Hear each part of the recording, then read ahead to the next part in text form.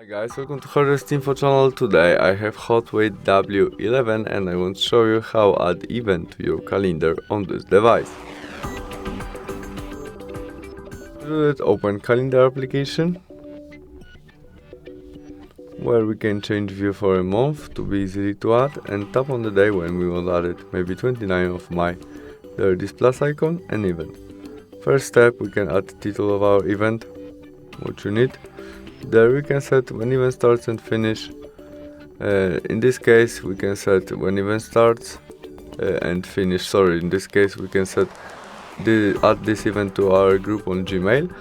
There we can set when event starts and finish, or we can set it will be all day by switch. We can add it to people calendar. We can make video conference when event starts. Look, we can add location of that, notification the next step, maybe 1 week before at 9, and we can add more than one, what you need, or custom. We can change color, which we see in our calendar, and the last option we can add as attachment and description.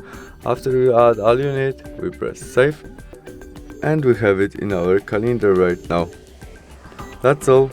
Thanks for watching. See you soon. Bye.